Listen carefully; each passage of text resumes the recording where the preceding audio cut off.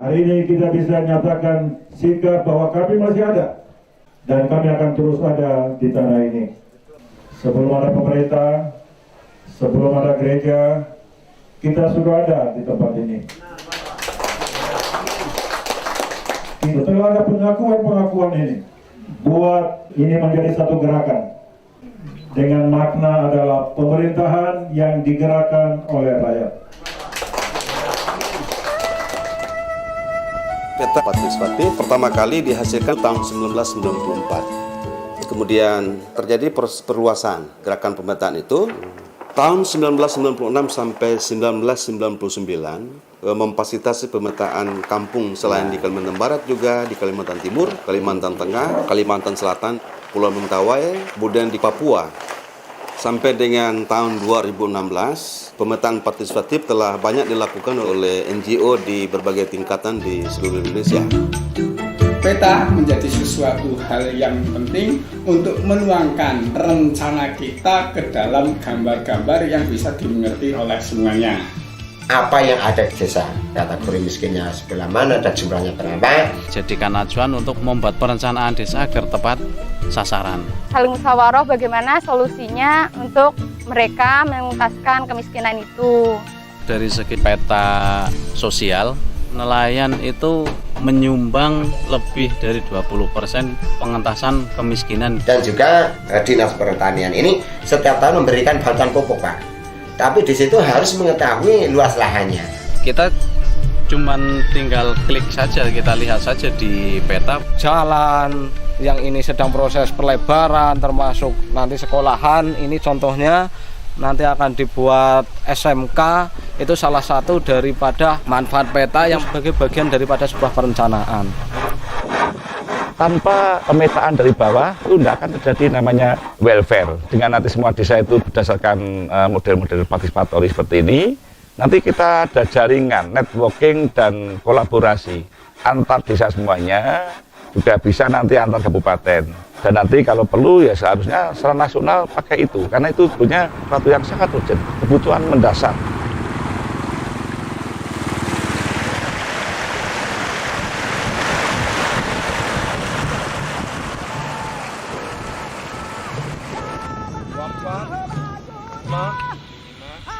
Lima 222 saking kerjanya ya. Saking kerja. Nah itu kalau yang di situ yang sebelah mana itu, Pak? Itu.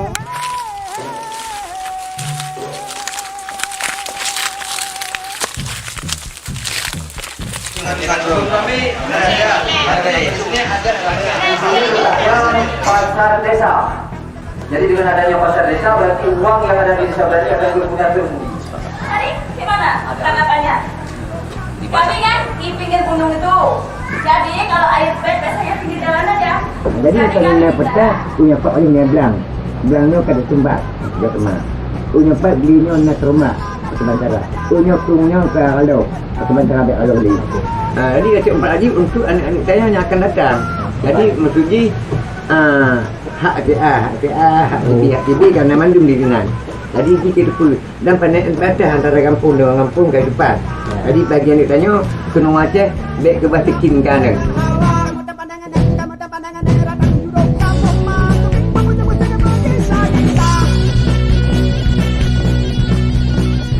Jadi apabila ada yang kata pergi peta, jadi kata tonjol kalau di kanan, jadi dia kehidupan orang punya orang lagi dan kampungnya harus temantunya minan gitu. Jadi yang anak peta kalau memang tahan kuda, jadi orang yang mantunya memang.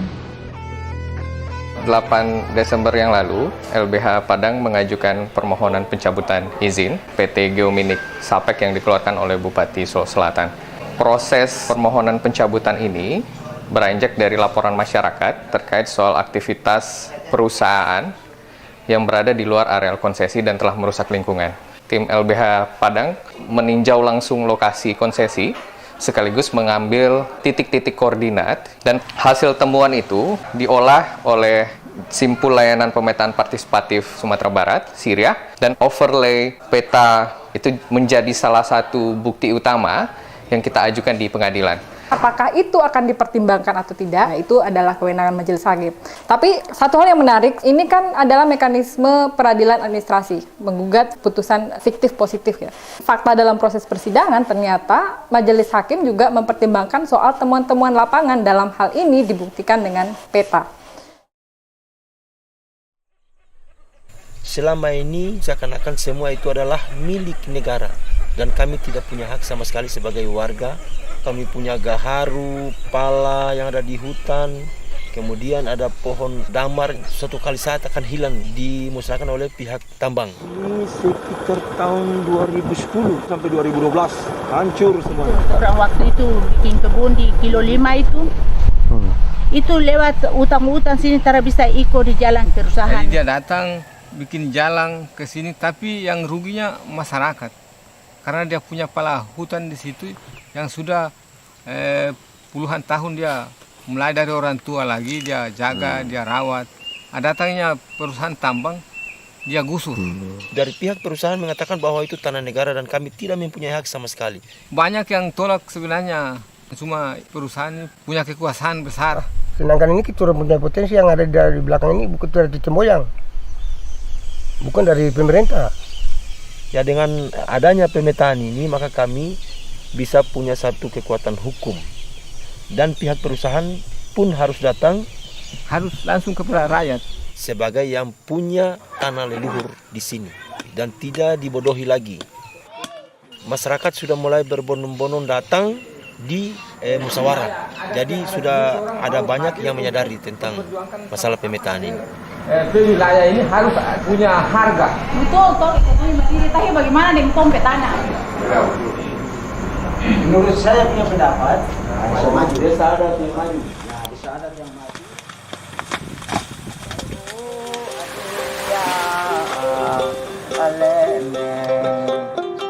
Dalam membangun sebuah kabupaten yang kita harapkan ke depan, tentunya diperlukan satu data yang up to date, termasuk di dalam adalah persoalan masalah tata batas. Kan nantinya kita satukan menjadi satu peta dasar yang kita inginkan.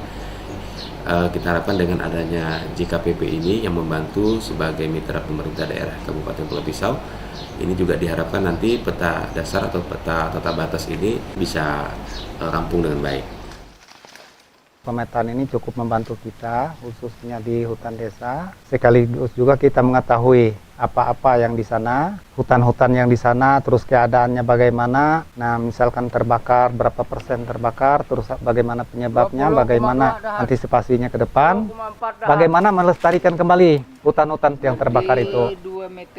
Nah, jadi manfaatnya sudah jelas sekali pemetaan tersebut.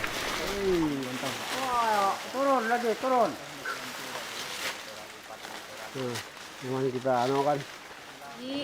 Ini dapat digunakan bagi BRG satu untuk memutuskan satu model restorasi gambut oleh masyarakat adat. Kita juga akan melihat bagaimana wilayah-wilayah adat ini bisa terintegrasi di dalam kebijakan lanskap restorasi gambut dengan berbagai macam pilihan yang ada dalam kebijakan yang ada sekarang. Karena ini adalah sebuah inisiatif yang saya kira baru, jadi kita memang harus lebih banyak berdiskusi, berdialog untuk menemukan opsi-opsinya. Karena tidak ada kebijakan yang sempurna dan bisa memuaskan semua pihak. Mengklaim adalah masyarakat juga mengklaim bahwa itu hak kami, pemerintah juga mengklaim bahwa itu negara punya. Jadi mengklaim ini yang sebenarnya menghilangkan aturan-aturan adat yang dari dulu, sejak dulu mereka menentukan bahwa ini adalah pemukiman kampung, ini adalah wilayah ternak, ini adalah hutan adat yang tidak boleh diganggu. Kami tidak boleh menunggu dari pemerintah untuk menyatakan bahwa ini wilayah adat kami. Kami harus menyatakan kepada pemerintah. Siapa tahu wilayah adat ini sudah diserahkan pemerintah ke para pengusaha-pengusaha yang ditambang. Di sini sangat berpotensi dengan tambang perkebunan sawit. Ini memang ancaman bagi kami. Nah, setelah kita dilindungi payung hukum, ya mudah-mudahan kami bisa berdaulat di atas tanah kami sendiri. Kegiatan-kegiatan yang turun-temurun, dan ini menurut kita ini baik. Kenapa kita tidak lindungi? Buat dalam bentuk perda. Pemerintah daerah kan juga mau mengatur tentang bagaimana tata ruang, bagaimana pengewilayahan, potensi-potensi adat, bagaimana pelestariannya. Karena itu sekali lagi pemerintah sangat mendukung daripada pemetaan tersebut. Pemda kadang-kadang ketakutan. Ini bukan kewenangan kami lagi, padahal Pemda itu punya kewajiban untuk melakukan pengakuan masyarakat hukum adat sebagai subjek hukum, menjadi bagian dari tugas Pemda. Sebetulnya pemerintah daerah tidak perlu melakukan pemetaan, tetapi memakai peta partisipatif. Fungsi dari kawasan hutan itu tidak boleh berubah meskipun statusnya berubah. Tentang hukum adat, hutan adat, masyarakat hukum adat, negara mengakui. Jadi pengusaha yang mengelola hutan itu mestinya digantikan oleh masyarakat lokal.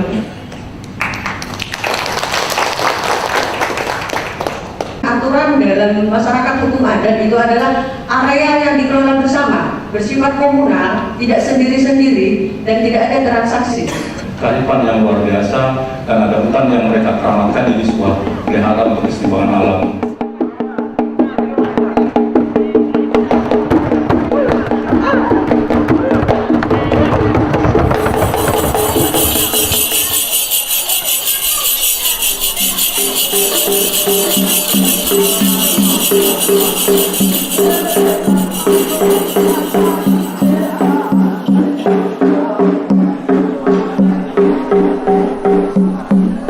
Kami selalu diancam dan ditahan, tidak boleh menebang kayu milik kami sendiri. Setelah adanya pemetaan, alhamdulillah bisa kami garap dengan aman dan tentram. Dan tidak ada lagi halangan dan rintangan dari pihak luar. Mun santosna di pemetaan beresnya langsung aman. Sewaktu ada nama gitu nyati mulai dipetakan daya nyingsinan bisa digarap ke incu putu gitu. Dan sekarang kami berpikir untuk menanami tanaman yang lebih panjang umurnya karena lahan garapan kami sudah diperdakan. Bebas. Menjadi syarat penting bahwa masyarakat adat itu harus mempunyai kawasan itu atau lahan itu atau wilayah. Wilayah ini harus ditunjukkan dengan bukti otentik. Dalam hal ini adalah peta. Keputusan Perda adat itu harus mempunyai wilayah adat dengan tata batas adat yang jelas. Kita laksanakan pemetaan partisipatif dan ternyata peta kita dibutuhkan bahwa betul di desa ini wilayah adatnya sekian ratus hektar, wilayah desanya sekian puluh hektar. Garapan dan tanah milik dan hutang lindung. Nah, maka pemerintah percaya ini adalah batas garapan, artinya masyarakat boleh menggarap yang sudah ada. Sekarang dalam bentuk praktek di Indonesia lebih mengakomodir pendekatan yang top down, ya. Tapi informasi yang lengkap itu tidak pernah tercapai oleh pendekatan teknokratik. Seluruh proses pembuatan peta itu memang harus diketahui oleh masyarakat, bahkan harus dibuat oleh masyarakat sendiri. Nah, itu sebabnya kemudian prosesnya menjadi panjang dan menekankan pada proses sosial. Harapannya bahwa ketika selesai dari membuat peta itu, masyarakat secara keseluruhan yang terlibat dalam proses itu maupun yang memiliki wilayah itu bisa memahami secara baik untuk apa peta itu dibuat. Pasca Undang-Undang Desa, rencana tata ruang desa itu hanya mengkopi pendekatan di level makro, regional, lalu dipraktekkan di level desa. Ternyata nggak bisa. Pendamping perencanaan desa banyak yang gagap, malah ditentang oleh masyarakat, malah tidak menyelesaikan persoalan konflik, ya, dan sebagainya. Jadi semakin skalanya mikro, ketika kita bicara skala 1.500, apakah kita harus nunggu peta dasar dari BIG? Nggak akan pernah ada perencanaan desa. Pemetaan partisipatif ini juga termasuk inventarisasi terhadap sumber daya genetik yang penting buat masyarakat, yang tercetak di dalam budaya masyarakat, pengetahuan masyarakat adat, bukan hanya tata batas wilayah, tetapi perlindungan kearifan lokal. Konsep pembagian ruang itu sebetulnya sudah kita miliki dari zaman leluhur kita. Dulu sekitar abad 12-13 itu meninggalkan kawasan ini yang tadinya daerah pemukimannya adalah di kawasan ini ke daerah yang lebih bawah untuk menjadi pemukiman dengan tujuan tetap menjadikan kawasan ini sebagai kawasan konservasi. Hutan itu kita anggap sebagai sumber kehidupan karena hutan itu menyimpan air yang dialirkan ke danau dan kemudian dari danau mengalir ke kawasan sekitarnya dari Tabanan sampai Buleleng. Dalam konteks adat, peta geospasial yang jelas itu akan memberikan satu kepastian, yang kedua itu kejelasan, yang ketiga itu perencanaan yang mudah diintegrasikan dengan kebijakan nasional untuk satu peta. Peta-peta wilayah adat yang dihasilkan banyak yang tidak bisa digunakan lebih lanjut dalam menata hubungan antara masyarakat adat dengan negara. Aman memastikan bahwa wilayah adat menjadi salah satu peta tematik yang akan diintegrasikan di dalam kebijakan satu peta. Setelah dikumpulkan itu akan terlihat tumpang tindihnya. Jawaban dari penyelesaian konflik inilah yang perlu dicari. Mekanismenya seperti apa? Inovasi hukumnya. Kita dari kecil sudah dikasih tahu bahwa di sini ada batas-batas yang tidak tertulis dengan desa-desa tetangga. Laut ada batasnya. Jadi batas ada sungai sana, sungai kalau di sana sungai Telum, sungai Kombi. Jadi kita ambil patokan itu waktu pemetaan laut. Garis pantai kita ada 2 kilo 400 meter. Baru ada yang dari daerah-daerah lain sembarang masuk cari ikan. Kita coba kebanyakan kalau kita tegur nggak boleh, apalagi yang pakai panah itu udah nggak boleh di sini itu. Apa dia bilang, emangnya punya kamu laut? Karena belum ada.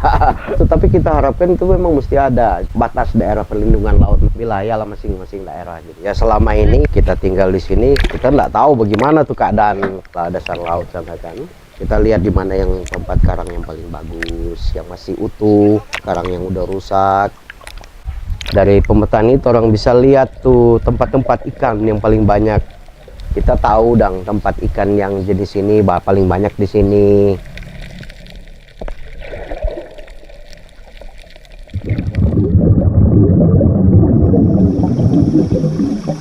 Jadi kenapa kita memilih mata air yang kita petakan? Karena selain tata batas desa, sumber konflik yang cukup besar di sini itu adalah air ya, baik itu untuk irigasi maupun untuk air bersih. Sehingga kita penting mengetahui berapa sih besaran debit air, jumlah mata air yang ada di kawasan ini, dan untuk apa saja pemanfaatannya. Kedepan saya berharap hasil pemetaan itu bisa dimanfaatkan untuk perencanaan, pemanfaatan dan perlindungan sumber-sumber mata air yang ada. Keterlibatan warga setempat itu menjadi mutlak sumber informan kita, di mana mata air itu berada, kemudian berada di lahan hak milik atau tidak. Kita sudah sepakati dengan pemerintah daerah, hasil pemetaan mata air itu akan dijadikan sebagai acuan untuk penyusunan rencana detail tata ruang kawasan. Inilah hutan larangan. Jadi di sini ada sumber air, dilihat dari foto satelit itu tidak kelihatan. Yang tahu cuma masyarakat di sini. Masyarakat sinilah yang melindungi, ini dijadikan hutan larangan. Mana hutan yang larangan dan mana yang boleh digarap, itu masyarakat sini sudah mengerti semua. Hutan itu ada juga yang disiapkan oleh nenek moyang kita itu dipakai untuk perkebunan. Ada yang untuk hutan cadangan, dan hutan itu ada yang dilarang. Salah satu yang dilarang itu nebang kayu di jarak 100 meter dari sumber air nggak boleh. Dan 50 meter dari bantaran sungai. Kemiringannya sudah melebihi dari 60%, itu sudah dinamakan hutan larangan. Kemiringannya kurang, tapi ada situ sumber air, itu otomatis sudah jadi hutan larangan. Di mana saja yang curam, walaupun itu dekat dengan kampung, berlaku aturan itu. Yang basah dibikin sawah, ya, yang kering dan miring dibikin lahan perkebunan, ya, sedangkan yang lebat dibikin hutan rimba. Masyarakat Malalau Tiga Jurai lah yang tahu bagaimana keadaan hutannya, dan dia yang akan memelihara. pembuatan peta ini berada di tangan masyarakat bersama pimpinan adat suku ini. Indonesia harus terus concern terhadap wilayah perbatasan. Tidak boleh dia bergeser setitik pun, seinci pun. Nah sama, kita juga sebagai warga negara, sebagai orang adat, budaya juga jaga kita punya batas.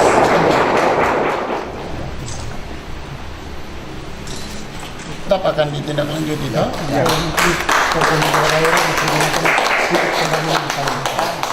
Kita memang dari dulu sudah mengharapkan adanya peta-peta wilayah adat, ya. Karena selama ini masih sering terjadi permasalahan tanah terkait dengan batas tanah adat itu. Harapan kita maunya harus dibuat juga permarga dalam satu peta besar itu permarga adat. Supaya setiap marga itu dia bisa tahu perbatasan antara kampung.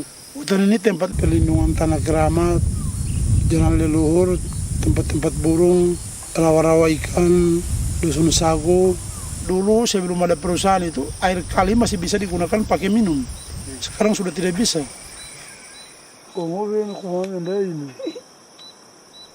Ini perlu disampaikan secara tegas. Kita ini sedang menjalankan misi konstitusi. Hak-hak dari masyarakat terhadap bumi, air, dan kekayaan alam terkandung di dalamnya. Bahwa kita sedang menjadi pihak yang mengamalkan konstitusi ini. Kita hendak mengubah posisi penduduk menjadi warga negara. Memberikan penghargaan terhadap hak dasar. Yang sungguh perlu sekali dilakukan, para pembuat peta partisipatif ini mulailah dengan suatu usaha membawa pemerintahan daerah bekerja untuk menggunakan kesempatan ini secara rombongan sehingga proses ini menjadi berlangsung dalam satu skala, bukan hanya contoh kasus, sehingga 3,6 juta hutan adat itu dari 12,7 itu dapat dicapai dengan progresif, cepat gitu dan tepat. Jangan lupa juga. Saya mau tanya, apakah yang hadir ini sudah mewakili dari 17 kampung di 2 kelurahan?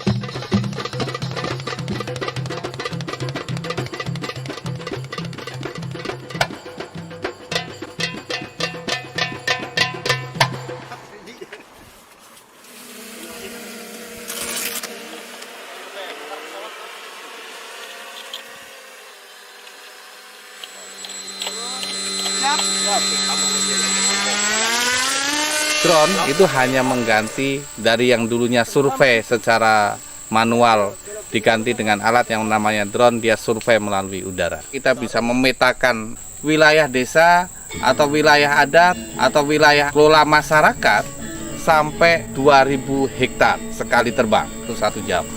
Tapi perencanaan awal, pengambilan keputusan awal, pelaksanaan, sampai kemudian penentuan hasil itu dilakukan secara bersama-sama dengan masyarakat. Tidak bisa dipisahkan dari pemetaan partisipatif.